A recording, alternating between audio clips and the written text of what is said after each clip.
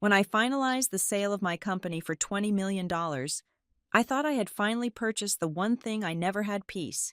But my lawyer did not pour champagne or congratulate me. He just leaned across the desk with a deadpan expression and gave me a single, chilling instruction. "Call your parents," he said. "Tell them you lost every single penny." I am Everly Fox. At 34 years old, I had finally clawed my way to the summit. For the past 8 years, I lived on cold coffee, stale protein bars, and a relentless, burning need to prove my existence. Northline Relay, the transportation optimization software company I built from a cramped, unheated apartment in Raleigh, was no longer just a struggling startup. It was an industry disruptor. I designed algorithms that rerouted national freight lines in milliseconds, saving logistics giants billions of dollars a year. I built an empire out of pure logic and efficiency because human emotions had always proven too volatile to trust. And earlier today, I sold my majority stake for $20 million. $20 million. When I saw the 9-figure equivalent transfer into my private accounts, I should have felt liberated. I should have felt like the ghost of my past had finally been laid to rest. But beneath the polished veneer of a newly minted multimillionaire, an old, pathetic hunger gnawed at my stomach. I did not just want the money. I wanted the phone call. I wanted my parents to look at the daughter they had spent a lifetime branding as too stubborn, too difficult, and too detached from reality, and finally admit that I was the most successful person to ever carry the Fox name. My parents, Grant and Caroline Fox, lived in a world of Savannah garden parties and quiet judgments. To them, my career was a humiliating rebellion. Today, I wanted them to choke on their past dismissals. Instead of popping champagne or taking a victory lap, I found myself sitting across from my private attorney, Nolan Pierce.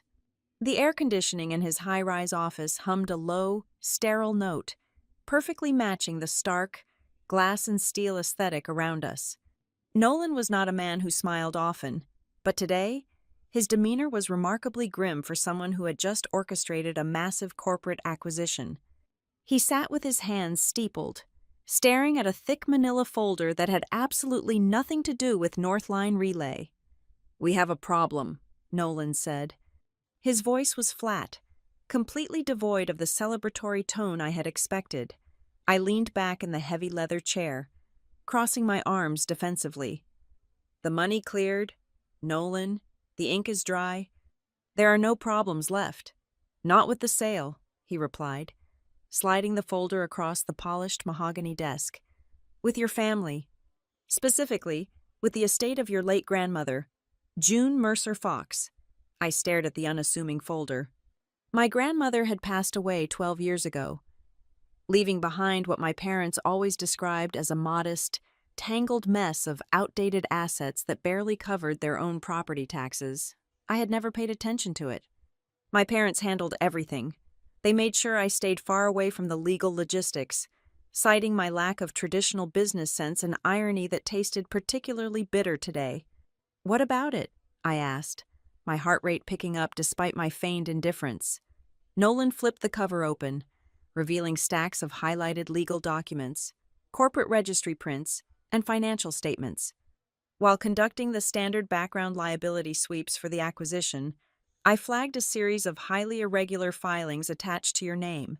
Your parents have been executing obscure legal maneuvers for years. They are hiding something, Everly, something substantially larger than a standard, modest inheritance. I scanned the papers, but the dense legal jargon blurred together in front of my eyes. Hiding what? They always said the estate was practically underwater. They lied, Nolan said plainly. He closed the folder with a sharp snap. He did not offer further explanations, and I knew him well enough to understand he was withholding the specifics for a specific reason. Nolan was a master strategist. He never revealed his entire hand until he knew exactly how the opposition would play theirs. "I need you to do exactly one thing tonight," Nolan continued, leaning forward. His eyes were cold and intensely calculating. "You are going to call your parents. You are going to tell them that you lost the $20 million. I blinked. certain the exhaustion of the week was making me hallucinate. "Excuse me. You will tell them that due to a sophisticated international wire fraud scheme, the post-sale accounts were drained. You are completely wiped out, penniless. Then, you will stop talking and silently observe who reacts first, and exactly how they react." A nervous, breathless laugh escaped my throat. The request was absurd. It was theatrical and completely unhinged. "Nolan, I'm not going to call my mother and play some twisted psychological game just because you found a weird tax filing." "It is not a game," Nolan said, his voice dropping an octave, striking the air with absolute certainty. "And I am not testing my luck. I am springing a trap. If I am right about what is in these files, your sudden financial ruin will force their hand. They will panic, and people who panic make mistakes." I stared at him. The sheer conviction in his posture made my skin crawl. He was not guessing. He knew something horrifying, and he needed me to see it for myself before he laid out the evidence. The silence in the office stretched, thick and suffocating, finally, with hands that felt unnaturally heavy. I pulled my phone from my bag. I walked over to the floor-to-ceiling window, looking down at the Raleigh traffic flowing like rivers of light below. I needed to act. I needed to embody the catastrophic failure they always predicted I would become. I dialed my mother's number. The phone rang 3 times. With every ring, I focused on my breathing, forcing my chest to heave, letting the stress and isolation of the past 8 years flood into my throat to mimic a genuine nervous breakdown. "Everly," Caroline Fox answered. Her voice was crisp, clipped, carrying that familiar undertone of perpetual impatience she always reserved exclusively for me. "Mom," I gasped. I let my voice crack, producing a controlled, trembling whisper that sounded terrifyingly real even to my own ears. "Mom, it is gone." "What is gone? Speak clearly, Everly." You know I despise mumbling. "The money," I sobbed, gripping the cold glass of the window so hard my knuckles turned white. "The sale money, the 20 million. I clicked a verification link from the escrow agency, but it was a spoofed portal. It was an international routing scam. The accounts are completely drained. The bank says the funds were moved offshore in minutes. Mom, I have nothing. I am completely ruined." I stopped talking. I held my breath, waiting for the maternal instinct to kick in. I waited for the gasp of horror, the immediate panic for my well-being, the reassurance that I could come home, that we would hire the best investigators, that my life was not over. I waited for my mother to be a mother. The silence on the line was absolute. It stretched for 5 seconds, 10 seconds. I could hear the faint clinking of ice in a glass in the background. My mother was drinking her evening bourbon. She was completely, entirely calm. When Caroline finally spoke, her tone was entirely stripped of emotion. There was no shock. There was no pity. There was only a chilling, clinical urgency. "Is there any chance of recovering the money, or is it completely gone?" The words hit me like a physical blow to the chest. The temperature in the room seemed to plummet below freezing. She did not ask if I was safe. She did not ask if I was holding up. Her only concern was the definitive, legal status of my bankruptcy. "It is gone, Mom," I whispered, and this time, the hollow devastation in my voice was entirely genuine. "The cyber division said the chance of recovery is 0%. I lost it all." "I see," Caroline said briskly, shifting into a terrifyingly administrative gear. "Stay where you are. Do not speak to the press. We will contact you shortly." She hung up. The line went dead. I lowered the phone, staring at the black screen. A cold sweat broke out across the back of my neck. My entire life, I had believed their emotional distance was just a personality trait, a strict Southern stoicism, but that reaction was not stoic. It was calculated panic. It was the reaction of someone whose own hidden agenda had just been violently disrupted by my sudden, spectacular failure. Nolan watched me from his desk, his expression unchanged. He did not offer any empty platitudes or fake sympathy. He knew exactly what had just transpired. I stood up, feeling incredibly unsteady on my feet, as if the solid ground I had spent a decade building had simply vanished beneath me. The $20 million in my bank account could not protect me from the realization that I was entirely alone in the world. I left Nolan's office without saying another word. The drive back to my empty penthouse was a blur of neon streetlights and blinding headlights. I felt hollowed out, gutted by a betrayal I could not yet fully name. I walked into my dark apartment, not bothering to turn on the lights. I sat on the edge of my bed, staring out at the city skyline, the glittering towers representing a world I had conquered, but a victory I had no one to share with. My phone buzzed on the nightstand, a sharp, jarring vibration that cut through the dead silence of the room. I reached over and picked it up. It was a single text message from Nolan. There was no legal advice. There was no comforting reassurance. There was only one terrifying sentence glowing in the harsh white light of the screen. Do not sleep. Tomorrow morning you will see their true faces. I stared at Nolan's text for exactly 9 minutes. The digital clock on my nightstand flipped to 11:45 in the evening, casting a harsh red glare against the dark mahogany furniture of my bedroom. I had not moved an inch. My breathing was shallow, trapped somewhere high in my chest. Nolan had told me not to sleep, but sleep was a biological impossibility right now.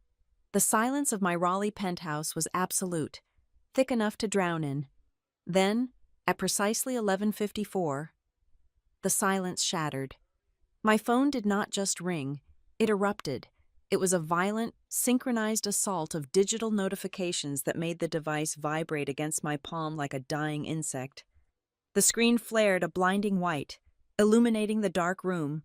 I braced myself, expecting the delayed maternal panic from my mother, perhaps a frantic backpedaling, a sudden realization that her daughter had just lost everything. Instead, the lock screen displayed a rapid succession of names that made the blood freeze in my veins. Grant Fox, Mason Fox, Aunt Helena, Uncle Robert. Helena and Robert had not sent me a single message in 6 years. Not when Northline Relay hit its first million in revenue, not when I made the cover of a major tech magazine, not even on my 30th birthday. But tonight, within 10 minutes of my staged financial ruin, they were suddenly in my inbox. I ignored their notifications, my thumb hovering over the message from my father. Grant Fox was a man of few words, and every single one he ever spoke was designed to control the temperature of the room. He did not call. A phone call meant dealing with an unpredictable human variable, and my father despised variables. I tapped his name. The text was 3 sentences long. There was no greeting. There was no question about my mental state. Do not talk to anyone outside the family about this. Come back to Savannah tomorrow morning immediately. There are papers to sign. I read the words again, and then a third time. There are papers to sign. I pressed my free hand against my forehead, trying to manually force my brain to process the logic. If my mother had told him I was completely wiped out, the victim of a devastating international routing scam, what conceivable paperwork would require my immediate physical presence in Georgia? I was bankrupt in their eyes. You do not ask a bankrupt woman to sign documents unless her signature holds a value completely independent of her bank account. Before I could dissect my father's bizarre command, another message shoved its way to the top of the screen. It was from my younger brother, Mason. Mason was the golden child of the Fox family. While I was the stubborn daughter who moved away to write supply chain code, Mason stayed in Savannah, wearing tailored linen suits and playing the role of a boutique hotel developer. He was reckless, charming, and historically terrible at managing money, yet my parents treated his every failure as a temporary stroke of bad luck. His message arrived in a frantic, unbroken block of text. Do not make a scene with the press or the buyers. Keep your mouth shut. Everly. This has to be handled internally before it affects the other assets. Get on the first flight down here. I stopped breathing. My eyes locked onto 3 specific words in the middle of his panicked rambling. The other assets. I stood up abruptly, the phone slipping from my grasp and hitting the hardwood floor with a sharp crack. I did not bother picking it up immediately. I walked to the floor-to-ceiling window and pressed my palms against the cold glass. The other assets. For 34 years, the only family asset I had ever been made aware of was the crumbling, terminally mortgaged farmhouse my grandmother left behind. My parents complained about it endlessly at every Thanksgiving dinner I bothered to attend. They spoke of it like a burden, a useless pile of rotting wood and depreciating dirt that they were graciously managing out of pure familial duty. I had no connection to any other property. I held no shares in Mason's hotels. I was completely financially independent from the Fox name. So what assets could my bankruptcy possibly affect? The suffocating weight of Nolan's warning finally crushed the breath out of me. They are hiding something. Everly. I picked my phone up from the floor. The screen was uncracked. A small mercy. I did not reply to Grant. I did not reply to Mason. I sat in the dark, watching the hours tick by. Midnight bled into 1 in the morning, then 2. My mind raced through every interaction I had ever had with my parents regarding money, the way they aggressively steered the conversation away from my grandmother's estate, the way they insisted on handling my early tax returns before I hired my own firm, the way they always made me feel like an outsider in my own bloodline, keeping me just distant enough to maintain control, but close enough to monitor my movements. At almost 3 in the morning, the phone buzzed one last time. The exhaustion pulling at my eyelids vanished instantly. The notification was from Delaney Rhodes, my maternal cousin. Delaney was a wallflower, a quiet, observant girl who usually blended into the wallpaper at family gatherings. She never took sides, mostly because no one ever asked her to. There was no text attached to her message. It was just a single image file, a screenshot. I opened the image. My hands began to shake, a fine, uncontrollable tremor that radiated from my wrists all the way to my shoulders. It was a screenshot of a group chat on a secure messaging app. The chat was titled Fox Trust Management. I was looking at a digital room containing my father, my mother, my brother, and the family accountant. A room I had never been invited to. A room I was never supposed to know existed. At the very top of the captured screen, a message from my mother, Caroline, sat like a loaded gun. She is completely broke. This is the only chance to get her signature before the Riverfront deal closes. Grant, tell her to come home. Directly beneath her, Mason had replied less than a minute later. Play the sympathy card. If she is really wiped out, she will sign anything as long as she thinks she is being saved. We just need her name on the release. I stared at the glowing pixels until they burned into my retinas. The nausea hit me so hard and so fast, I had to clamp a hand over my mouth to keep from gagging. The room spun, the sharp edges of my expensive furniture blurring into meaningless shapes. The Riverfront deal. I read the 3 words over and over again. My brain, trained to analyze data and find patterns, violently reassembled the reality of my entire existence in the span of 30 seconds. The profound, hollow grief I had felt just hours ago in Nolan's office evaporated, replaced by a cold, terrifying clarity. The shock was no longer that my parents had believed my utter ruin so quickly, and without a single shred of empathy. The shock was the horrifying realization of why they were so eager to believe it. They were not panicking because I was in danger.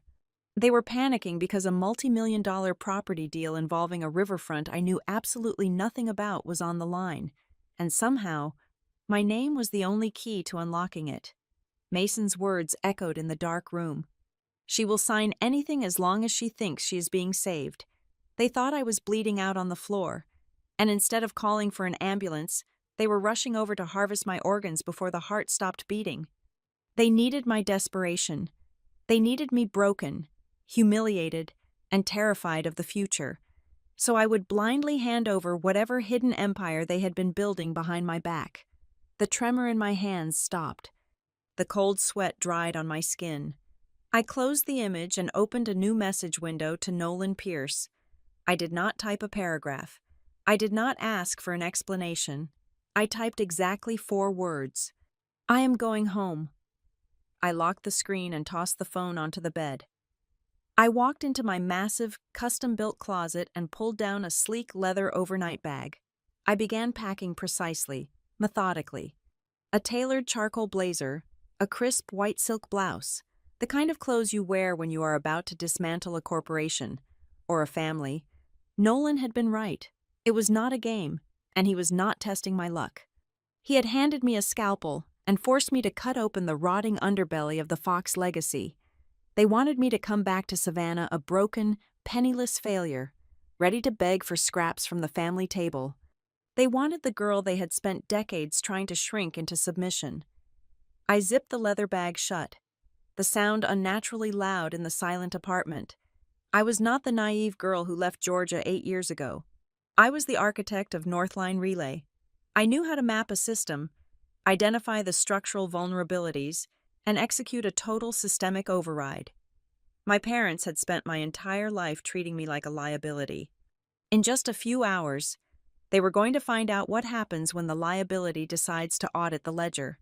The sun had barely breached the Raleigh skyline when I pushed open the heavy glass doors of the legal firm. It was 6:15 in the morning, but the air inside was already charged with the sterile, hyper-focused energy of a war room. The exhaustion of the past 24 hours sat heavy in my bones. Yet my mind was vibrating with a dangerous, razor-sharp clarity. I bypassed the empty reception desk and walked straight into the private office. Nolan was already waiting. He stood by a massive mahogany conference table, his suit jacket discarded over a chair, sleeves rolled up to the elbows. The surface of the table was no longer empty. It was entirely covered with architectural blueprints, county tax records, and thick binders filled with dense legal filings. "Sit down," he instructed, his voice lacking any conventional morning pleasantries. He pushed a steaming mug of black coffee across the polished wood. I took a seat, my eyes scanning the chaotic spread of documents. "Tell me what you found. Tell me exactly what my family has been doing while I was building my company." Nolan leaned forward, resting his hands flat on the table. "For decades, your parents have maintained a very specific narrative about your grandmother's estate. They painted it as a financial burden, a crumbling farmhouse and a few acres of useless, sinking mud. You believed them because there was no reason not to. They complained about the property taxes at every holiday dinner," I replied, my voice tightening. "They said keeping the estate afloat was a family sacrifice." "It was a masterclass in misdirection," Nolan corrected sharply. He tapped a thick, leather-bound folder resting in the center of the table. "Your grandmother, June, did not just leave behind a farmhouse. She established a highly insulated legal entity called the Mercer Preservation Trust. Your parents are the current co-trustees. But the assets within that trust are not residential. They are commercial, and they are massive." He slid a large, rolled-out map across the table. It was a topographical survey of Savannah. Nolan picked up a red marker and circled a vast, sprawling section of land running directly alongside the water. "The trust holds title to a complex of old cold storage warehouses, a massive tract of undeveloped riverfront land, and most importantly, exclusive access rights to a dormant commercial railway spur," Nolan explained, his eyes locking onto mine. I stared at the red circle, feeling the air thin out in my lungs. As the founder of a transportation optimization company, I did not need an analyst to translate what I was looking at.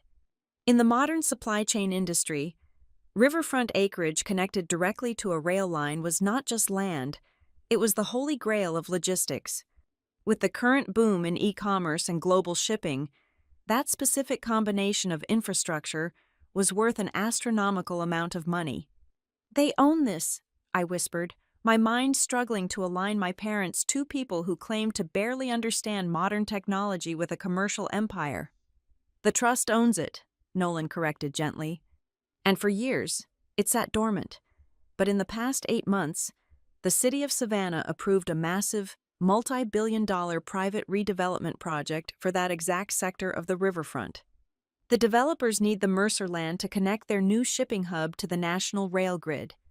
Without that specific plot, the entire logistics network of their project bottlenecks, Nolan began flipping open the binders, revealing pages of freshly stamped corporate filings. The moment that redevelopment project was greenlit, the value of the trust skyrocketed. Suddenly, your parents were sitting on an absolute goldmine. I tracked a sudden, frantic flurry of legal activity beginning around the first of the year. They have been quietly preparing to transfer the land, drafting massive commercial mortgages, and aggressively restructuring the trust into a series of shell companies. So they are cashing out, I said, a bitter taste rising in the back of my throat. They are selling the land behind my back and pocketing the windfall. They are trying to, Nolan countered, tapping his finger against a specific, highlighted paragraph on a dense legal contract. But they hit a brick wall. In every single recent filing, in every draft of the sale agreement with the developers, the title companies flagged a major discrepancy. The transactions cannot be legally executed by the co-trustees alone. He turned the document around so I could read the highlighted text. Your grandmother was a very paranoid, very intelligent woman, Nolan continued softly. She structured the Mercer Preservation Trust with a safeguard, a fail-safe designed to prevent the exact kind of asset liquidation your parents are currently attempting. The final closing documents require the explicit, notarized signature of a specifically designated special beneficiary. I looked up from the paper, my heart hammering violently against my ribs. Me. You, Nolan confirmed. You are the special beneficiary. Your parents cannot sell the riverfront. They cannot leverage the rail rights. They cannot touch a single dime of that new development money unless you sign a comprehensive waiver relinquishing your foundational rights to the trust. The physical sensation of nausea washed over me so intensely, I had to grip the edges of the table to anchor myself. The room seemed to tilt. Every single memory I had of my childhood, of my agonizingly strained relationship with my mother and father, was violently tearing itself apart and rearranging into a terrifying new picture. They never told me, I breathed, the realization ripping through me like a physical blade. They spent my entire life telling me I was useless with money. They mocked my interest in logistics. They pushed me away every time I tried to ask about the family finances. Because ignorance was their greatest weapon, Nolan said, his voice dropping to a low, steady hum. If you knew what you owned, you would ask questions. If you understood the value of the land, you would demand an audit. Their entire dynamic with you, the belittling, the emotional distance, the constant criticism was not just bad parenting. It was a calculated, long-term legal strategy to keep you as far away from the paperwork as humanly possible. I squeezed my eyes shut. The betrayal was so absolute, so structurally perfect, that it felt like I was drowning in ice water. They did not just fail to love me. They weaponized my desire for their approval. They kept me starved for affection, so that when the time finally came, I would be weak enough to surrender whatever they demanded. And now, Nolan said, breaking through the ringing in my ears, you have just handed them the perfect opportunity. They think you lost $20 million. They think you are broken, humiliated, and desperate for a lifeline. They are going to ambush you the second you walk through the door of that farmhouse. They will frame the waiver as a necessary evil to protect you from liability, or offer you a tiny fraction of the payout as a fake rescue package. He reached into his jacket pocket and pulled out a small, sleek black object, no larger than a standard thumb drive. He slid it across the table toward me. "What is that?" I asked, my voice barely a whisper. "A high-fidelity digital audio recorder." Nolan replied, "Georgia operates under a one-party consent law for recording conversations. As long as you are actively participating in the dialogue, you do not need their permission to record every single word they say in that house." I picked up the device. It felt unnaturally heavy for its size. "You have all these documents. You have the paper trail. Why do I need to wear a wire? Why not just show me everything right now and let me walk in there with an injunction?" Nolan shook his head, his expression hardening into something completely ruthless. Because paper trails can be disputed in court. Shell companies can be blamed on bad financial advisors. If I show you the entire depth of their fraud right now, you will walk into that house with the cold, calculated anger of a CEO. I do not want the CEO. I need the daughter. I stared at him, understanding slowly dawning on me. They need to believe the illusion, Nolan explained. They need to see the devastated, heartbroken woman they think they created. Your shock, your confusion, your grief. It has to be completely authentic. If they sense even a fraction of a percent of suspicion from you, they will shut down, destroy the drafts, and change their strategy. I need them arrogant. I need them to explain the trap out loud while the recorder is running. Once they commit their extortion to tape, I will have enough leverage to not only stop the sale, but to dismantle their entire control over the trust. I looked down at the recorder in my palm. The idea of walking into my childhood home, knowing they were looking at me not as a child to be comforted, but as a target to be liquidated, felt like preparing to walk into a burning building. I stood up, slipping the recorder into the inner pocket of my blazer. I gathered my purse, the leather strap feeling like a lead weight on my shoulder. I am leaving for Savannah now, I said, my voice finally losing its tremor, replaced by a cold, hollow calm. Nolan walked around the table, stopping just a few feet away from me. The clinical, strategic distance he usually maintained dropped for a fraction of a second. He looked at me with a profound, sobering intensity. "Everly," Nolan said, his voice piercing through the quiet of the office. "When you walk into that house, remember exactly why you are there. Do not look for an apology. Do not look for a misunderstanding. If they are more eager to get your signature than they are heartbroken over your suffering, you have to accept the reality." He paused, letting the silence stretch between us until the words hit with the force of an executioner's block. "You were never a daughter in their eyes. You are an obstacle." The gravel driveway crunched under the tires of my rental car, a harsh, grating sound that shattered the heavy Savannah humidity. I parked in front of the farmhouse. For my entire life, this two-story structure with its peeling white paint and sagging wraparound porch was the physical embodiment of my parents' supposed financial martyrdom. Today, it looked exactly like what it was. A stage set. I stepped onto the porch, the wooden floorboards groaning under my weight, and pushed the heavy oak front door open. The transition from the sweltering Georgia heat to the heavily air-conditioned interior made my skin prickle. I walked toward the formal dining room, the soles of my shoes echoing in the quiet hallway. As I crossed the threshold, my stomach plummeted. Nolan had warned me, but seeing the trap perfectly laid out in my childhood home was a visceral blow. This was not a family gathering to mourn a devastating loss.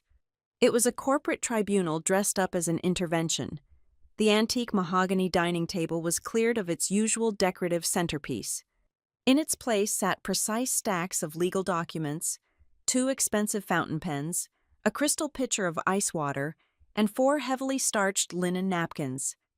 My father, Grant, sat at the head of the table wearing a pressed navy suit. My mother, Caroline, stood near the window, her posture rigid. Sitting awkwardly to Grant's right was a man I recognized immediately as the longtime family accountant. A nervous, balding man who clutched his briefcase like a shield. My mother crossed the room the second I appeared. She did not offer a word of comfort. She wrapped her arms around my shoulders in a stiff, bloodless embrace that felt more like a physical restraint than a hug. Her expensive floral perfume burned my nostrils. She leaned in close, her voice a sharp, hissing whisper meant only for me. "Pull yourself together, Everly. You have to cooperate right now if you want to salvage whatever dignity you have left after this spectacular mess." She pulled away before I could even process the cruelty of the greeting. She gestured toward an empty chair directly opposite my father. I sat down. The digital recorder hidden in the inner pocket of my blazer pressed coldly against my ribs, a solid, grounding reminder of why I was really here. "Everly," my father began, his voice adopting a low, practiced tone of mournful authority. "Your mother and I were entirely devastated by your phone call last night. To lose $20 million overnight to a careless cyber scam is a catastrophic failure of judgment." I kept my hands folded tightly in my lap, forcing my shoulders to slump. playing the part of the shattered, defeated daughter. I lost everything. Dad, I do not know what to do. We know, Grant said smoothly, sliding the thickest stack of paper across the polished wood toward me. And that is exactly why we had to assemble so quickly today. Your financial ruin is a tragedy, but we cannot allow your compromised state of mind to infect the rest of the family's modest holdings. You are clearly in no condition to manage assets. I looked down at the top page. It was a voluntary relinquishment of trust oversight. Because you are completely wiped out, Grant explained, tapping the page with his index finger. We need you to sign this immediately. It temporarily suspends your beneficiary rights and legally confirms that you lack the financial competence to participate in any decisions regarding the family estate. It is a protective measure. Everly. For your own good. I shifted my gaze to the far corner of the room. My younger brother, Mason, was slouched in a wingback chair. He wore a perfectly tailored linen shirt, holding a glass of iced tea. He had positioned his cell phone against a stack of coasters on the side table. The screen was dark, but the angle was perfectly aimed at my face. He was not just watching me, he was recording me. He was waiting for me to break down, to sob, to throw a hysterical fit so he could capture irrefutable digital proof that I was mentally unstable. I swallowed hard, forcing a tremor into my hands as I reached for the document. I slowly turned the pages, acting as though my vision was blurred by tears. But my eyes were sharp. I scanned the dense paragraphs, instantly spotting the poison pill Nolan had prepared me for. It was buried on the 7th page under a misleading header. If I signed this document, I would not just be suspending my rights, I would be authorizing a blanket indemnification. The clause explicitly stated that I absolved the current trustees of any and all liability regarding their management, transactions, and restructuring of the trust over the past 12 years. It was a complete legal pardon for every single dollar they had stolen, and a free pass to finalize the sale of the riverfront. Dad, I whispered, letting my voice crack perfectly. This is so much paperwork. I cannot even think straight. Why does this have to be done today? I just lost my entire company 12 hours ago. Can we not wait a few weeks? Grant's jaw tightened. The facade of the caring patriarch slipped, revealing the ruthless panic underneath. We cannot wait, he snapped, his voice rising sharply. A riverfront deal cannot wait for you to finish collapsing. The entire room went dead silent. The accountant flinched, staring down at his shoes. Mason sat up straight, his smug expression faltering for a fraction of a second. My father's face flushed a deep, ugly shade of crimson as he realized he had just spoken the quiet part out loud.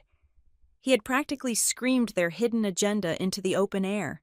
Caroline immediately stepped in, launching a vicious psychological offensive to cover her husband's fatal slip. Do not dare question your father after what you have done, she sharply reprimanded, slamming her palm against the back of my chair. You have no right to come in here and ask for time. You walked away from this house 8 years ago. You abandoned us to play startup CEO. You only cared about your code and your algorithms. You never understood loyalty. Everly. You never understood what it means to be a family. Every word she spat at me was designed to break my spirit. She was weaponizing my independence, twisting the years I spent building my own success into a malicious act of betrayal.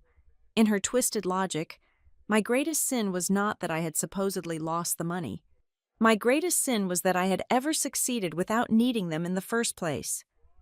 They wanted me destitute, because a destitute daughter was a compliant daughter. I just wanted you to be proud of me, I choked out, a genuine ache swelling in my throat. Though not for the reasons they believed. I was mourning the parents I never actually had. Mason let out a short, hollow laugh from his corner. He picked up his iced tea, taking a slow sip before looking at me with absolute, unfiltered disdain. Oh, spare us the victim routine, Mason sneered, his eyes locking onto mine with an icy entitlement. He gestured lazily toward the fountain pen resting on the documents. Just pick up the pen and sign it. Everly. At least for the first time in your entire life, you will actually do something useful for this family. The sheer humiliation of the moment hung in the air, thick and suffocating, a perfectly orchestrated execution of my dignity. They were all staring at me, waiting for me to surrender, waiting for the broken girl to finally submit to the slaughter. I looked at the pen, then I looked at the thick stack of papers. The digital recorder pressed against my side, capturing every single breath, every insult, every damning confession. I reached out and wrapped my trembling fingers around the cold metal barrel of the pen. The cold metal of the fountain pen warmed against my trembling fingers. I hovered the nib just a fraction of an inch above the signature line. My father leaned forward, his eyes hungry, tracking the movement of my hand like a hawk watching a dying rabbit. Then, the heavy oak front door of the farmhouse did not just open. It was thrown wide open, the brass hinges screaming in protest against the sudden violence. Heavy, measured footsteps echoed down the hallway. The suffocating tension in the dining room snapped instantly. My father jerked upright, his chair scraping loudly against the hardwood floor. My mother spun around, a sharp reprimand already forming on her lips for whoever dared interrupt her private execution. Nolan Pierce stepped into the threshold of the dining room. He wore a tailored charcoal suit and carried a sleek black leather briefcase. He did not look angry. He did not look out of breath.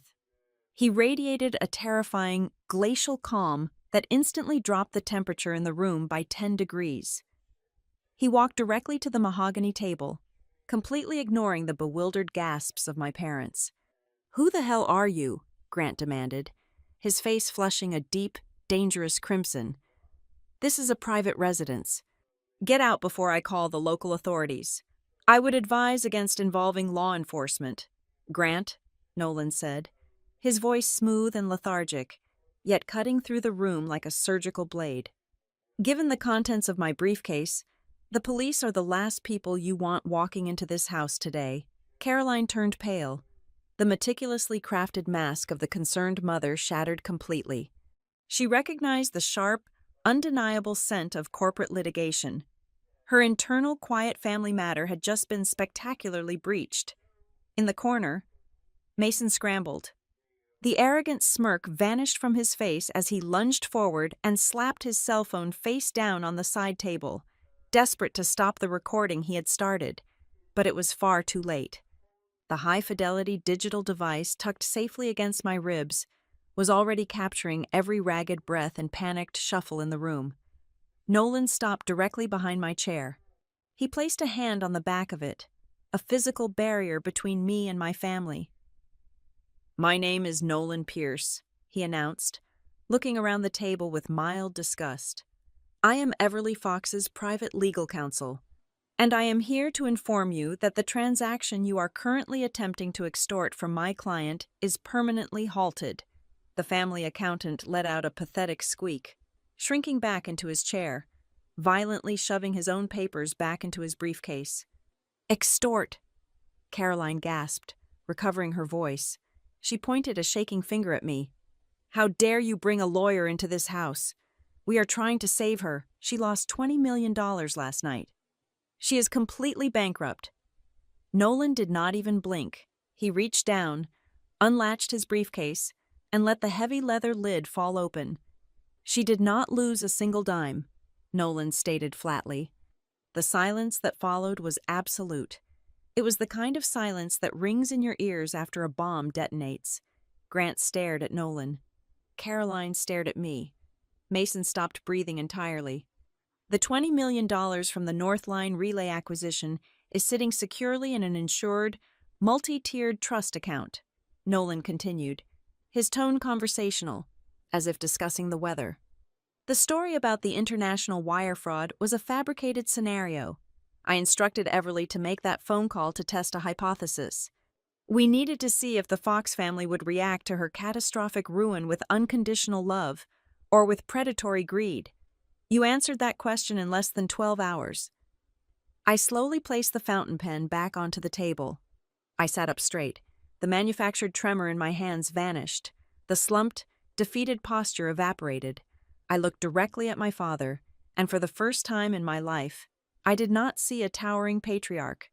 I saw a terrified, small man. You lied to us, Grant whispered, his voice shaking with a mixture of shock and rising fury.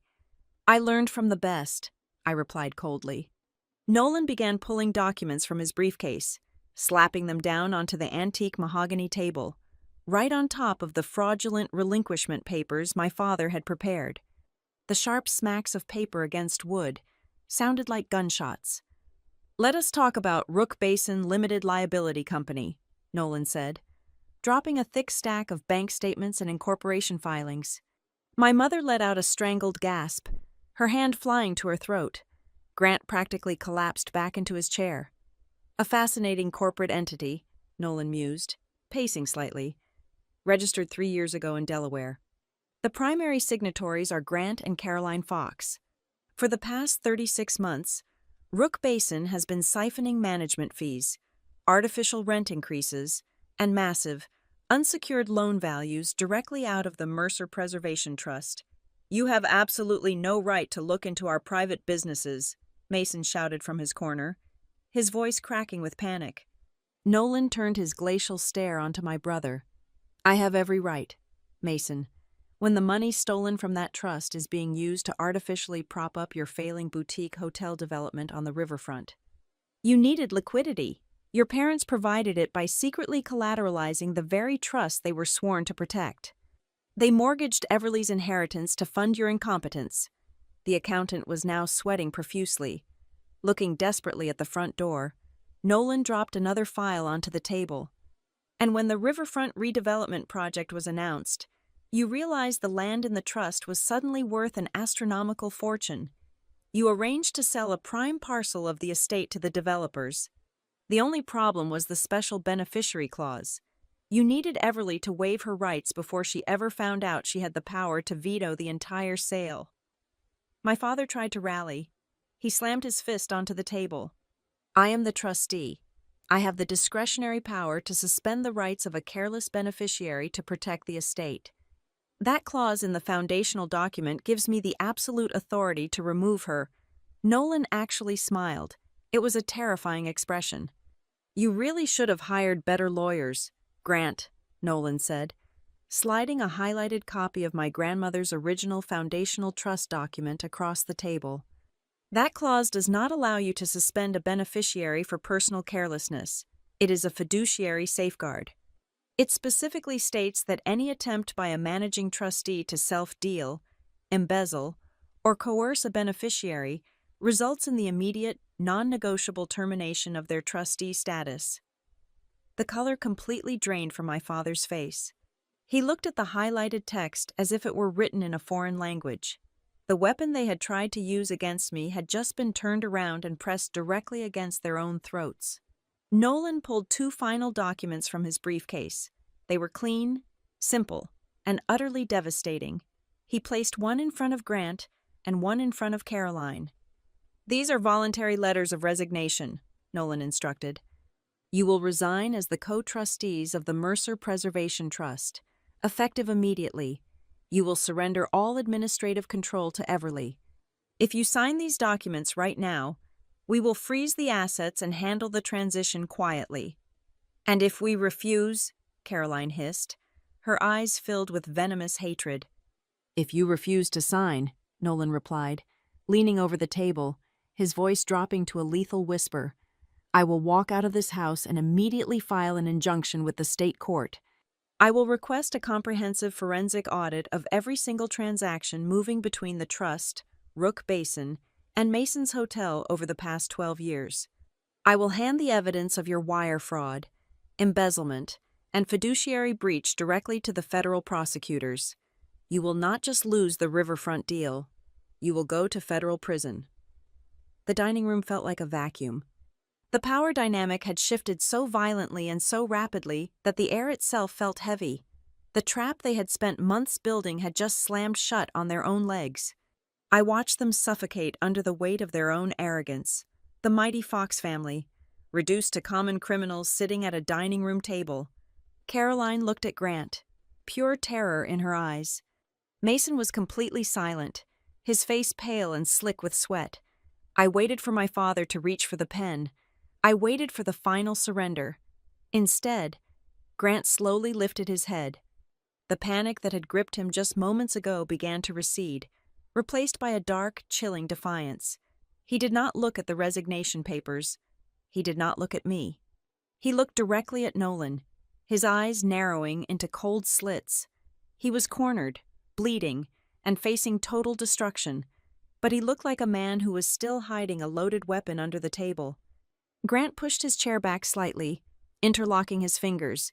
He spoke with a terrifying, icy calm that made the hair on my arms stand up. "You have a very impressive briefcase, Mr. Pierce," Grant sneered, his voice echoing in the dead silence of the room. "But you are still missing the original files. You are operating on assumptions and secondary copies. You still do not have the one thing necessary to take us down." Grant pushed the resignation papers back across the antique mahogany table. His movements were deliberately slow, an arrogant attempt to reclaim the suffocating authority he had wielded over me since childhood. He interlocked his fingers, resting them over the damning evidence Nolan had just presented. "You have an impressive collection of photocopies and circumstantial deductions, Mr. Pierce," Grant sneered, his tone dripping with practiced condescension. "But you do not have the original supplemental will. You do not have the physical codicil my mother drafted before she died. Without that specific, notarized piece of paper, your entire legal theory is nothing but a fairy tale built on administrative errors. I will not sign a damn thing, and no judge in the state of Georgia will grant an injunction based on a lawyer playing a guessing game." Seeing her husband hold the defensive line, my mother immediately changed her strategy. The vicious, attacking matriarch vanished in the blink of an eye. She collapsed back into her chair, pressing a heavily starched linen napkin to her face. She began to weep. It was a terrifyingly perfect performance, her shoulders shaking with exactly the right amount of maternal heartbreak. "How can you do this to us?" Caroline sobbed, looking at me through her tears, as if I were a monster who had just broken into her home. Every single decision we ever made, every late night, every stressful financial maneuver, was to preserve this estate for the next generation. We sacrificed our own peace of mind to keep the Fox legacy intact. And you repay our sacrifice by dragging a corporate attack dog into our dining room. You treat us like common criminals. You bring a lawyer into your own childhood home as if you are calling the police to arrest your own flesh and blood. You are incredibly ungrateful. Everly, you always were. The sheer audacity of her guilt trip was staggering. She was standing in the middle of a trap she had set to steal my inheritance. Yet she was desperately trying to cast me as the villain for refusing to step into it. I did not even have the chance to process her emotional whiplash before a new, much dirtier threat emerged from the corner of the room. Mason had stopped pretending to be a concerned brother. He was slouched in his wingback chair, his thumbs flying furiously across the screen of his smartphone. He was not just texting his friends. He was launching a scorched earth digital counterattack. Within 20 minutes, my own phone, resting quietly in my pocket, vibrated with an urgent alert. I pulled it out to find a highly sensitive email from the lead integration officer at the firm that had just acquired Northline Relay. The subject line read simply, "Urgent inquiry regarding leadership stability." I opened the message, my blood running cold. Mason had reached out to his network of local Savannah investors, venture capital brokers, and business associates. He had spun a rapid, venomous narrative that I was suffering from a severe, acute psychiatric breakdown following the stress of the corporate buyout. He claimed I was highly unstable, hallucinating massive financial conspiracies, and turning violently against my own family in a paranoid frenzy. The rumor had spread like wildfire through the tight-knit Southern business community, eventually reaching the ears of my corporate buyers. They were writing to ask, in extremely polite but panicked corporate terminology, if there were undisclosed reputational risks or mental health liabilities they needed to address before the final merger transition was completed. Mason was trying to destroy my professional reputation to discredit any legal claims I might make against them. I showed the email to Nolan. He barely glanced at the glowing screen before turning his glacial stare back to my brother. "Let him type," Nolan said quietly. though his voice carried effortlessly across the room. A smear campaign is always the desperate last resort of a drowning man. Nolan turned his attention back to his open briefcase. He pulled out a slender, pale blue folder that he had deliberately held back during the initial confrontation. He dropped it onto the table with a soft thud. "Since we are on the topic of sacrifices made for the next generation, Caroline," Nolan said, his voice entirely devoid of pity, "let us examine the June Mercer Memorial Scholarship." My mother stopped crying instantly. The linen napkin dropped to her lap. Grant shifted uncomfortably in his chair, his arrogant posture faltering. Nolan opened the blue folder, spreading out a series of internal banking ledgers and wire transfer receipts. I was curious why a small, charitable educational fund was generating so much administrative overhead, Nolan explained, tracking the numbers with his pen. It turns out the scholarship was never actually funding any student tuition. It was an elaborate accounting smokescreen. You and Grant were cycling commercial rent revenue from the trust through the charity to wash the funds. Then, you were immediately distributing that money as anonymous private grants to cover Mason's catastrophic personal debts and luxury expenses. You turned a charitable foundation named after your deceased mother into a personal slush fund to finance your son's failures. The absolute depravity of stealing from a memorial fund to cover Mason's gambling debts and failed hotel ventures shattered the remaining tension in the room. I looked at Caroline, feeling a wave of disgust so profound it physically ached behind my ribs. "A scholarship fund. Mom?" I asked, my voice trembling with a mixture of horror and outrage. "You used my grandmother's name to hide his debts." Caroline stood up, her face twisting into an ugly, defensive mask. The tears were gone, replaced by a desperate, cornered fury. "We had no choice," she screamed, her voice echoing violently off the peeling wallpaper of the dining room. "Mason was in terrible trouble, real trouble with private, aggressive lenders. We had to protect him. We used every single thing we had to keep him out of a courtroom and out of jail. We gave up everything. We even put this house on the line." The air in the room completely vanished. I stared at her, the words hanging in the dead space between us like a physical manifestation of a curse. "This house," I repeated, my voice dropping to a hollow, barely audible whisper. Grant lunged forward, grabbing his wife's arm to silence her. But the damage was already done. The confession had left her lips, grotesque and entirely undeniable. For my entire life, this old, creaking farmhouse was the only pure memory I had left. It was the place where my grandmother used to sit with me on the porch during the humid summer evenings, teaching me how to play chess while my parents ignored me inside. They had always sworn that no matter how difficult the property taxes became, they would never, ever sell or leverage the farmhouse because it was a sacred family monument. They told me it was the one thing they were protecting for the sake of our history. "You mortgaged the farmhouse," I said, stating it not as a question, but as a finalized death sentence for my entire childhood. "You took the only piece of her memory that actually meant something to me, the only place in the world I ever felt safe, and you handed the deed over to a bank to bail out your golden child." Caroline refused to look at me. She stared stubbornly at the far wall, her silence confirming every horrible, heartbreaking truth. She had traded my only sanctuary for Mason's mistakes, and she had never intended to tell me. That was the exact moment the very last remaining thread of my empathy snapped.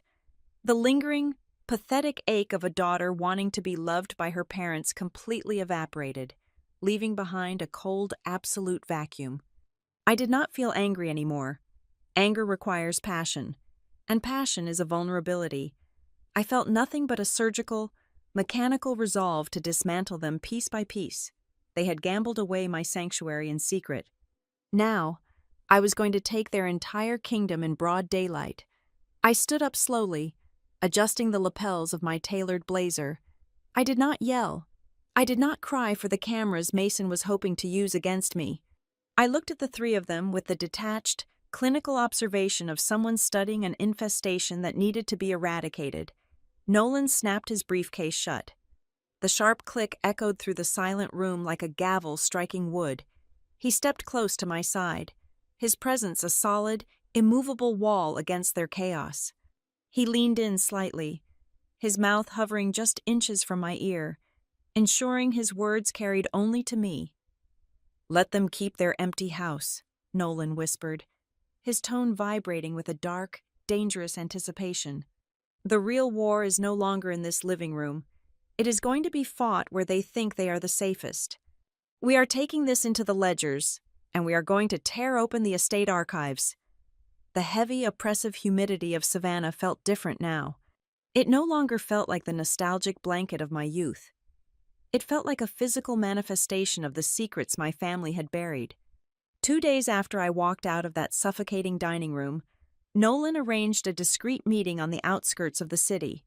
We sat in a dimly lit, vinyl booth diner that smelled faintly of stale coffee and industrial bleach, far away from the polished social circles my parents frequented. Sitting across from us was Tessa Boone. She was a sharp, nervously energetic woman in her late 40s, who had served as the primary bookkeeper for the trust until her abrupt, unexplained resignation exactly 2 years ago.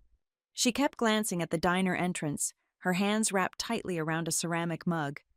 "I knew this day was coming," Tessa said, her voice barely above a whisper. She reached into her oversized tote bag and slid a thick, unmarked manila envelope across the sticky table. "I told Grant and Caroline that the numbers were becoming impossible to hide. When they asked me to backdate a series of depreciation logs to cover a massive cash withdrawal, I packed my desk. I refused to go to federal prison for Mason's lifestyle." I opened the envelope. Inside were dozens of physical copies of old reconciliation spreadsheets, bank routing slips, and internal ledger prints. With Nolan guiding me through the accounting architecture, the mechanics of the theft became painfully clear. The riverfront warehouses held by the trust had been generating steady, substantial commercial rent for decades. But that revenue never stayed in the trust's holding accounts. Tessa pointed a shaking finger at a specific column of outgoing transfers. Every single month, 40% of the gross rental income was diverted into a shell management account. From there, it was pumped directly into Rook Basin Limited Liability Company. And from Rook Basin, it went straight to Mason. The ledgers detailed a horrifying timeline of financial parasitism. The money my grandmother had intended to preserve the family legacy was instead paying for my brother's tailored suits, his first-class flights to Europe, and the staggering operational losses of his doomed boutique hotel ventures.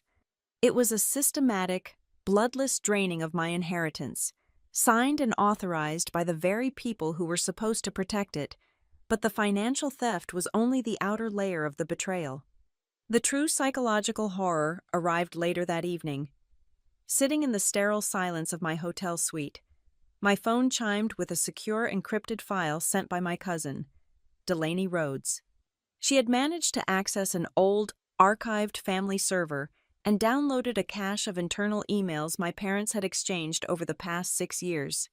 I scrolled through the messages, my chest tightening with every cruel, calculated sentence. They discussed me not as a daughter, but as a hostile variable that needed to be contained.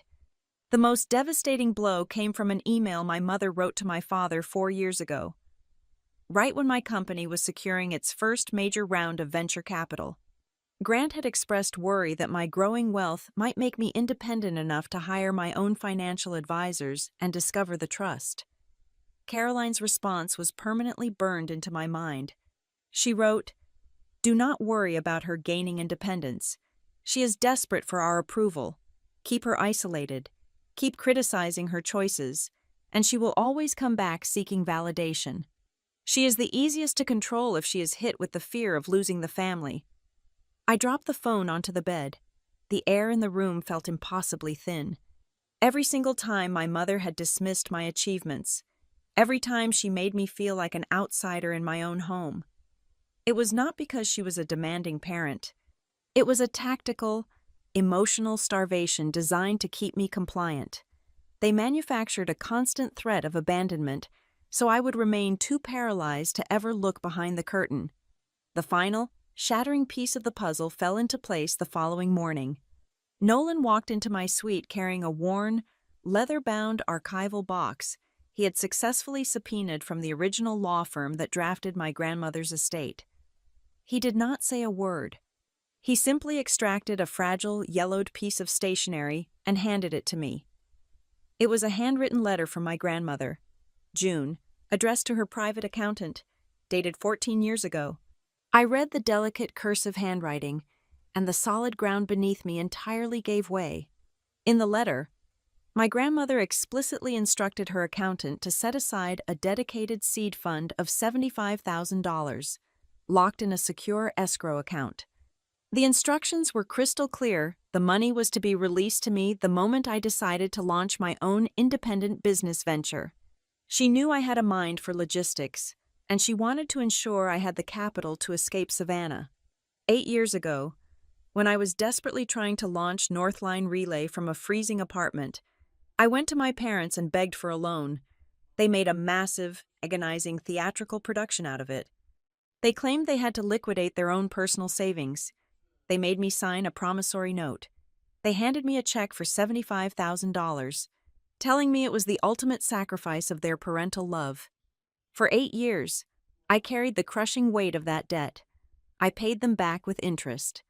I let them hold that loan over my head at every family gathering, silently swallowing their arrogant reminders that my entire empire was built on their generosity. It was my money. They had taken the gift my grandmother secretly left for me, laundered it through their own accounts, and handed it to me as a high-interest loan. They used my own inheritance to buy my lifelong, groveling gratitude. I stood by the window of the hotel, looking out at the sprawling canopy of the Savannah oak trees. The pain of the realization was so absolute that it bypassed grief entirely and crystallized into something cold, hard, and terrifyingly calm. I began to effortlessly piece the fragmented memories of my life together into a perfect, hideous mosaic. I finally understood why my parents always waved their hands dismissively and said there was nothing to worry about whenever I asked about the estate taxes. I understood how Mason could afford to drive a $100,000 imported sports car while remaining perpetually unemployed. I understood why the hushed, urgent whispers in the living room would instantly cease the second I walked through the door. My entire life had been a meticulously curated stage play, and I was the only one who did not know I was wearing a costume. I turned away from the window and looked at Nolan. He was watching me with that same clinical, assessing gaze, waiting to see if the emotional weight would crush me or forge me. I do not just want to stop the riverfront sale anymore. Nolan, I said, my voice completely stripped of any lingering hesitation or familial warmth. Winning a quiet legal injunction is not enough. They built this entire kingdom in the dark. I want to drag every single ledger, every email, and every lie out into the blinding light. I want their words to lose all power in this city. Nolan nodded slowly, a predatory satisfaction gleaming in his eyes. He reached for his briefcase and pulled out his phone. "Then we escalate," Nolan said smoothly. "I have already laid the groundwork. We are not going back to the farmhouse. We are taking the war to the corporate theater." He explained the next phase of the offensive. He was calling an emergency, mandatory meeting with the official advisory board of the trust, the independent compliance auditors, and most importantly, the lead representatives of the private development firm purchasing the riverfront land. We were going to assemble the very people my parents desperately needed to impress. Grant and Caroline Fox had spent decades operating under the protective shield of parental authority, treating me like a naive, disobedient child. But tomorrow morning, in a glass-walled boardroom high above the city, they would no longer be allowed to speak to me as parents. They would be forced to answer as fiduciary managers publicly accused of gross misappropriation of assets, and I was going to be the one asking the questions. The conference room on the 40th floor of the downtown legal high-rise smelled of ozone and expensive roasted coffee. At precisely 10 o'clock in the morning, the heavy glass doors swung shut, sealing us inside a soundproof corporate battleground. Nolan had orchestrated the seating arrangement with the precision of a military general. I sat at the center of the long, polished marble table. To my right sat the independent compliance auditors and two lead acquisition directors from the private riverfront development firm, wearing tailored suits and expressions of mild irritation. To my left sat Harriet Vale, the original estate lawyer who had drafted my grandmother's will decades ago. She was a frail but incredibly sharp woman in her late 70s, her hands resting quietly over a worn leather briefcase. When my parents and my brother walked into the room, they did not look like cornered criminals. They looked like royalty who had been summoned to traffic court. Grant took the seat directly across from me, casually unbuttoning his suit jacket. He carried an air of impenetrable arrogance, operating under the delusion that this was merely a minor administrative hurdle. In his mind, all he had to do was delay the proceedings, stall the injunction, and keep the developers engaged until the riverfront money washed away his decade of financial crimes. Caroline sat beside him, refusing to make eye contact with me, her chin tilted upward in defiance. Mason took the seat nearest the door. I did not glare at them. I did not offer a greeting. I sat perfectly still, my hands resting lightly beside a formidable stack of documentation, the reconciliation logs, the wire transfer receipts, and resting right on top, the sleek digital audio recorder. The sheer lack of emotion on my face was the first thing that cracked their armor. Mason saw the recorder. His arrogant posture instantly collapsed, his eyes darting frantically toward the exit. He was the weakest link, a man who had never faced a consequence in his entire life. Suddenly realizing the exits were locked. "Let us make this brief," Grant announced, leaning forward and addressing the development directors, completely ignoring Nolan and me. "My daughter has recently undergone a severe professional trauma. This meeting is the unfortunate result of a highly emotional misunderstanding regarding family assets. I assure you, the trust remains fully operational, and our timeline for the riverfront transfer is completely unaffected." "That is a fascinating guarantee, Grant," Nolan interrupted smoothly, rising from his chair. "Especially since you do not actually possess the legal authority to transfer a single blade of grass on that riverfront." Grant's jaw tightened. "I am the managing trustee." Nolan ignored him, turning his attention entirely to the two developers. This was the brilliant cruelty of Nolan's strategy. He was not here to argue with my father. He was here to poison the well. Nolan slid a series of stapled dossiers across the marble table toward the developers. "Gentlemen, before you wire a 9-figure acquisition fee to the Mercer Preservation Trust, I strongly advise your legal department to review the ownership structure of Rook Basin Limited Liability Company." The lead developer frowned, opening the dossier. "What you are looking at is a systematic, unauthorized collateralization of the very land you are attempting to buy," Nolan explained, his voice echoing cleanly in the quiet room. "The current trustees have secretly leveraged the riverfront property to fund private, high-risk commercial debts. Furthermore, the foundational trust document strictly requires the notarized consent of the special beneficiary to execute any sale. You are currently negotiating with individuals who have no clean title, no legal clearance, and a massive, undisclosed lien history." The color drained from the developers' faces. In the corporate world, dirty titles and hidden liens were radioactive. The lead developer closed the folder, his expression hardening into a mask of pure professional hostility. He looked at Grant not as a respected business partner, but as a severe liability. "Is this accurate, Grant?" the developer asked, his voice sharp and unforgiving. "Are we sitting here negotiating for an encumbered asset?" "It is an internal restructuring issue," Grant barked, his calm facade shattering into defensive panic. "It will be resolved internally. We are handling the beneficiary signature this week."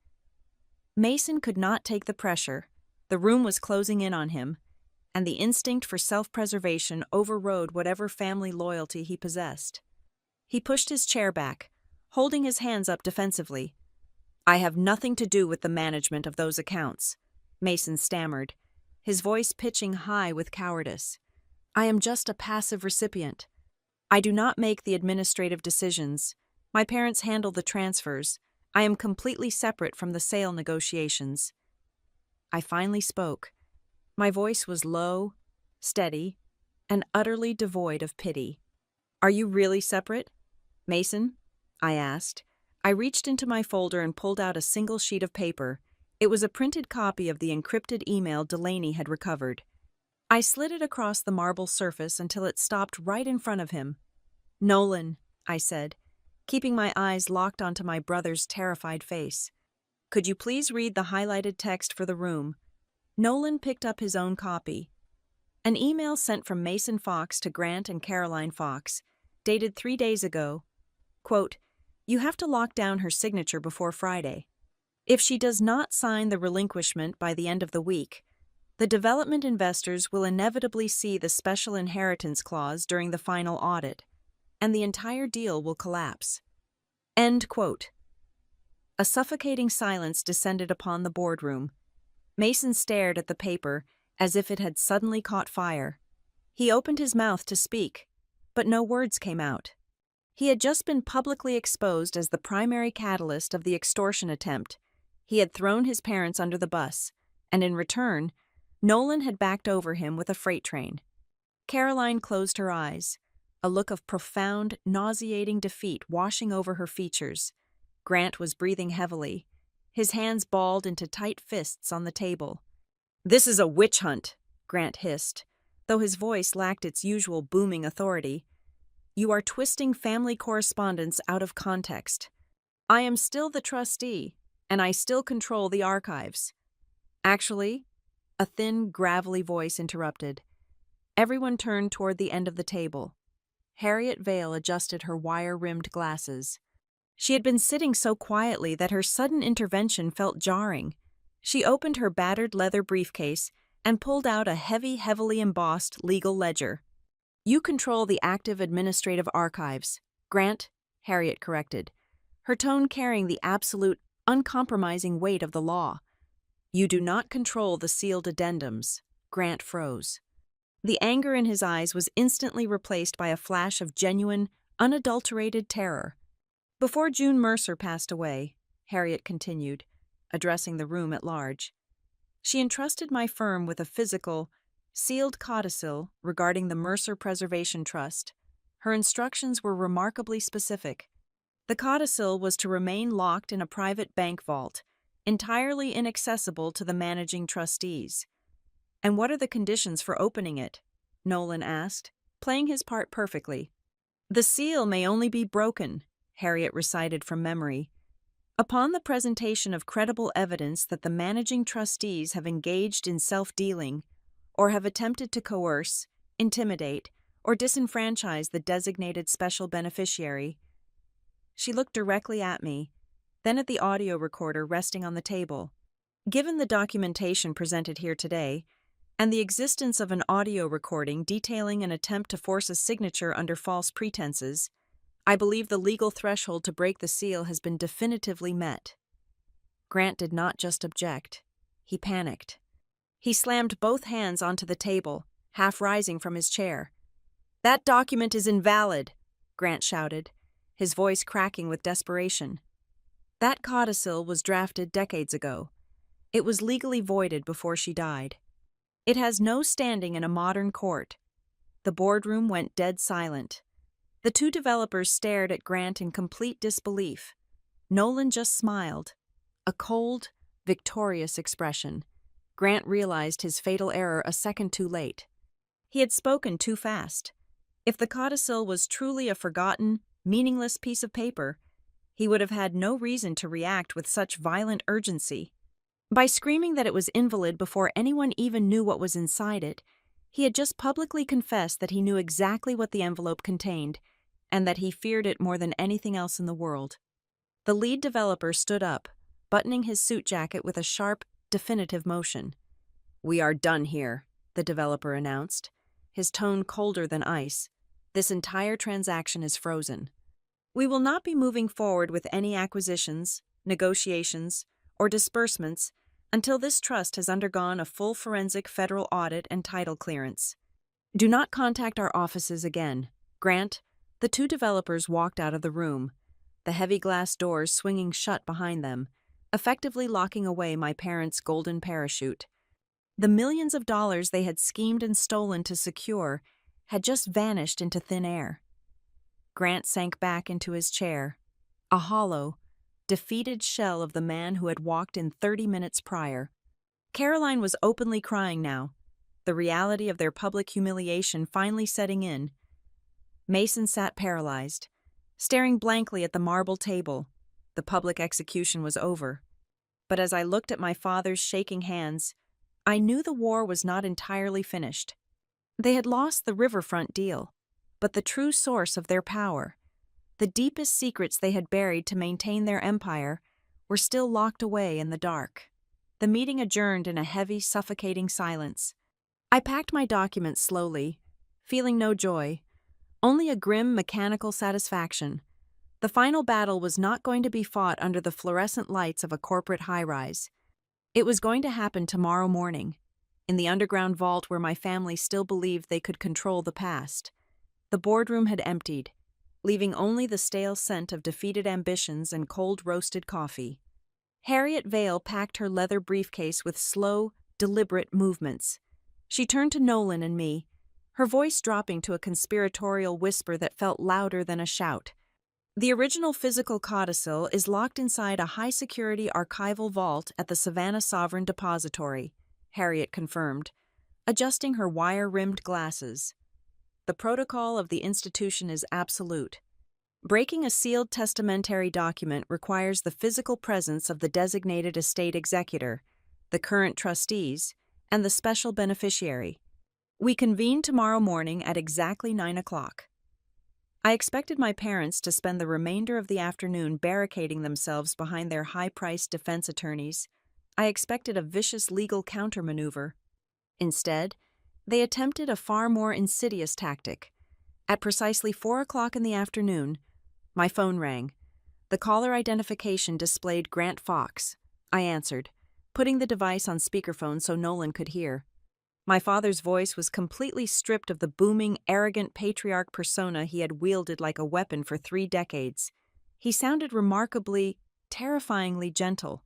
It was the voice he used when trying to close a difficult business deal, wrapped in a sickening layer of manufactured paternal warmth.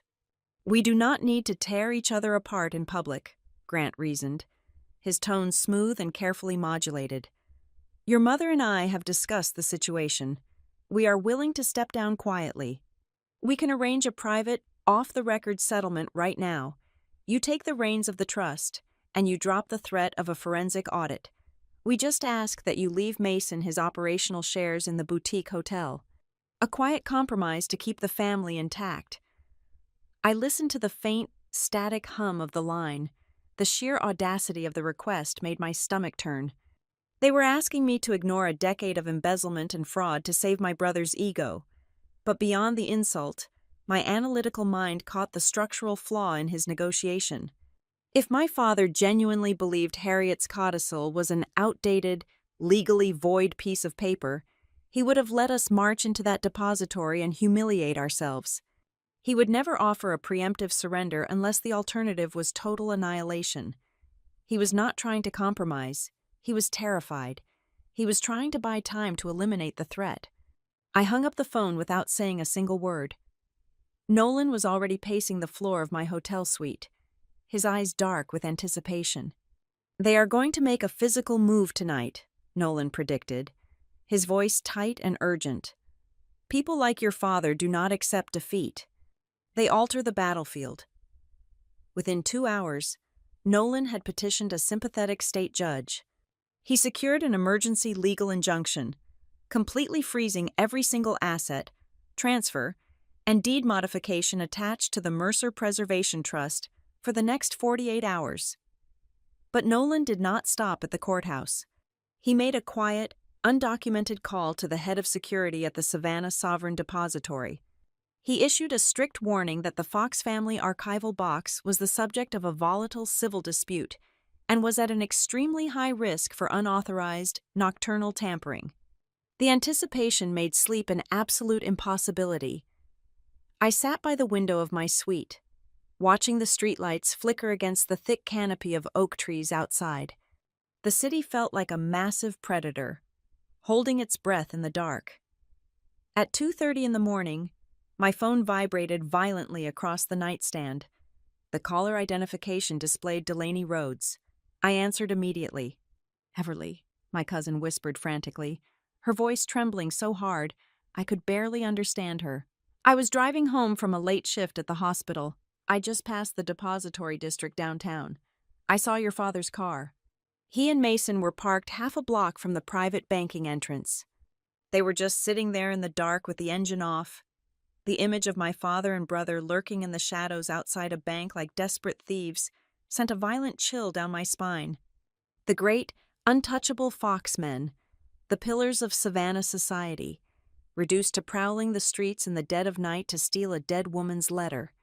They were willing to commit a felony burglary to keep me from reading my grandmother's final words. The morning air was thick, suffocating, and heavy with impending rain when we arrived at the depository at 8:45. The building was an imposing fortress of gray stone, polished brass, and bulletproof glass. We gathered in the hushed, cavernous lobby. Grant and Caroline arrived minutes later. Mason walked a few paces behind them. His face was pale and drawn, his eyes darting nervously toward the security cameras mounted in the corners of the ceiling. A tall man in a tailored suit approached our group. He introduced himself as the senior vault manager. Before he led us toward the subterranean elevator, he stopped and looked directly at my father with a gaze of pure, professional disdain. "Mr. Fox," the manager said smoothly, his voice carrying perfectly across the quiet marble lobby. "I feel legally obligated to inform you that our automated security system flagged a denied biometric access request to your family's specific vault sector at roughly 3:15 this morning. As per the emergency judicial directive filed by Mr. Pierce yesterday evening, the sector was placed on total administrative lockdown." The silence that followed was painfully dense.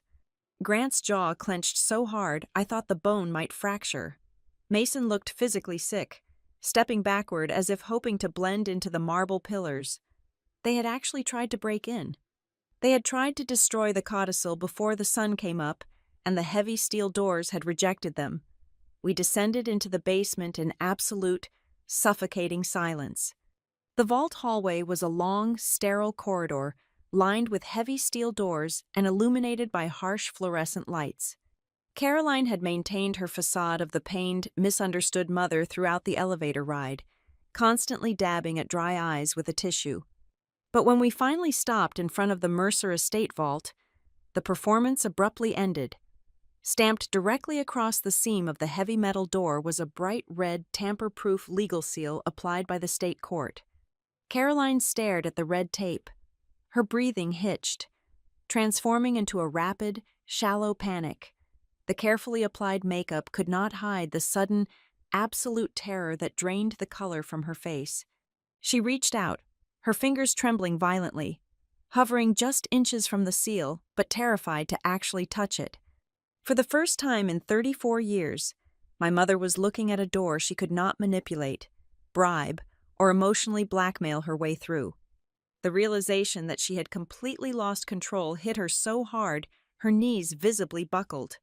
The vault manager stepped forward, inserting a long, complex brass key into the primary lock. Harriet Vale stepped up beside him with the secondary executor key. I stood perfectly still, the cold air of the subterranean vault biting through my blazer. Behind that steel door rested the final piece of the puzzle, the ultimate verdict of my grandmother's legacy. I watched the manager turn the key, hearing the heavy internal tumblers slide into place with a definitive, metallic thud. I knew that in just a few minutes, the heavy metal hinges would swing open.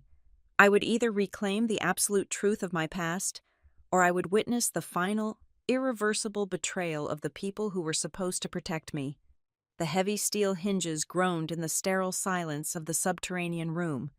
The vault manager stepped back, pulling a large, heavy metal lockbox from the designated shelf for the Fox estate. As he set it down on the stainless steel inspection table under the harsh fluorescent lights, the breath caught in my throat. The box was not pristine. Deep, jagged metallic scratches violently marred the area surrounding the primary locking mechanism. Someone had taken a desperate, aggressive tool to the metal, trying to force it open. The vault manager immediately tapped the screen of his security tablet. He pulled up the high-definition surveillance footage from exactly 3:15 in the morning. The digital video played in crystal-clear resolution, showing Grant and Mason Fox standing right outside the secondary security gate. They were sweating, panicked, and aggressively trying to pry open the access panel before the biometric scanner permanently locked them out. Despite the irrefutable video evidence playing right in front of him, my father maintained a rigid, delusional posture. When Harriet Vale unlocked the scratched box and pulled out a standard, unsealed manila envelope, Grant actually let out a short, arrogant breath. He thought his late-night tampering had somehow worked. He thought he had won. Harriet pulled out a few standard tax receipts and an outdated, completely harmless copy of a preliminary will. Grant sneered, adjusting his tie, ready to declare victory and demand his reinstatement. "As I stated previously in the boardroom," Harriet said, her gravelly voice echoing sharply off the concrete walls, "your mother was an incredibly thorough woman. Grant, she knew exactly what you would try to do." Harriet bypassed the metal lockbox entirely. She reached into her own personal, highly secured leather briefcase and withdrew a pristine envelope. It was heavily sealed with the thick, unbroken crimson wax insignia of her law firm. Breaking the wax seal sounded like a gunshot in the quiet room. Inside the envelope was a thick stack of parchment, a heavy iron key, a digital storage drive, and an original property deed. Nolan leaned over, examined the deed, and looked up with a predator's smile. "This is the deed to the commercial railway strip," Nolan announced, his voice vibrating with absolute triumph. "The exact, precise strip of land the riverfront developers desperately need to connect their logistics hub. Without this specific deed, their entire billion-dollar project is nothing but useless dirt, and this deed is titled exclusively under the special beneficiary." Harriet plugged the digital drive into her portable tablet. The screen flickered to life, and suddenly, my grandmother was sitting in the room with us. The video quality was old, but June Mercer Fox looked directly into the camera with the sharp, unrelenting intelligence I remembered so vividly from my childhood. "Grant, Caroline," June's recorded voice spoke, stripping away the heavy silence of the vault.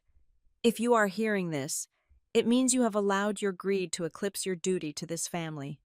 I always knew the riverfront properties would eventually explode in value.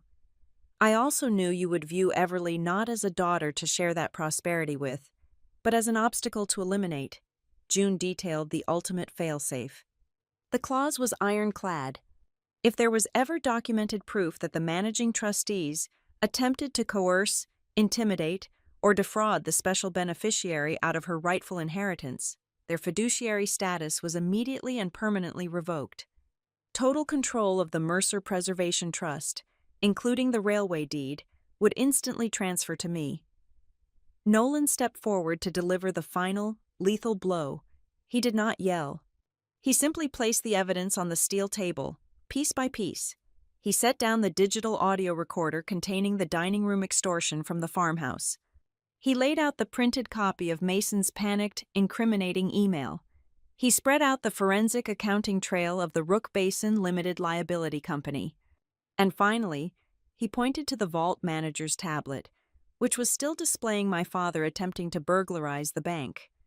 "The legal threshold is definitively met," Nolan stated with absolute, crushing finality.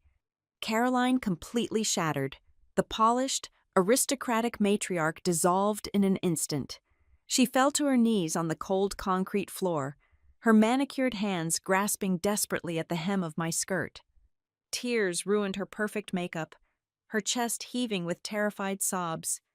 "Please, Everly," she cried, a pathetic, agonizing sound that bounced off the steel walls. "Do not do this.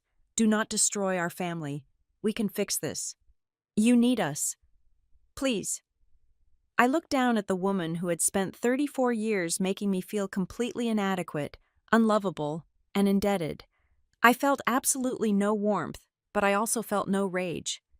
The emotional hold she had over me was entirely gone. I am not destroying the family, Mom, I said, my voice completely steady and cold.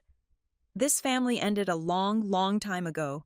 Today is simply the day the paperwork finally caught up to the reality. The execution was swift and absolute. Right there in the vault, Grant and Caroline were officially stripped of all trustee powers, pending a massive federal forensic audit. Mason's discretionary funding was instantly terminated. Without the stolen trust money to prop up his failing venture, his boutique hotel project collapsed before noon. His private investors pulling out the second the news of the frozen assets hit the wire. Every single past transaction they had authorized was locked down for severe legal review. While Harriet finalized the transfer documents, I opened the handwritten letter my grandmother had left specifically for me. Her cursive was elegant and deliberate. She wrote that she gave me the power over the estate, not just to protect the physical land, but to protect my own soul. The most valuable thing she could ever leave me was not the $20 million from my company sale, or the massive riverfront deed. It was the absolute, undeniable power to never have to kneel before people who only loved me when I was useful to them. I made my decisions before we ever left the building. I would keep the June Mercer Occupational Scholarship, entirely stripping away the fraudulent shell company and turning it into a legitimate, transparent foundation for young female entrepreneurs in Savannah. I would restructure the trust, purging every single trace of my parents' influence. And I would use the railway deed to summon the developers back to the table, renegotiating the entire riverfront acquisition entirely on my own terms. For the very first time in the history of the Fox family, absolutely no one was going to speak for me. I walked out of the Savannah Sovereign Depository with Nolan by my side.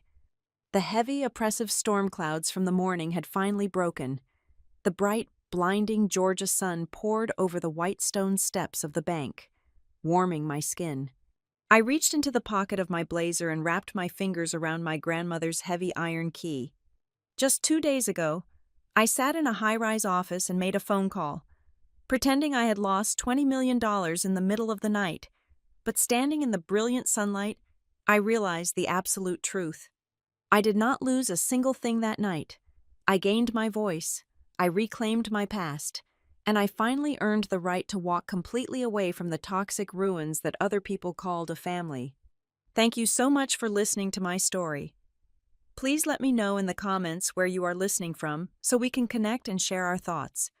And do not forget to subscribe to Maya Revenge Stories channel. Like this video, and support by hitting the hype button so this story can be heard by many more people.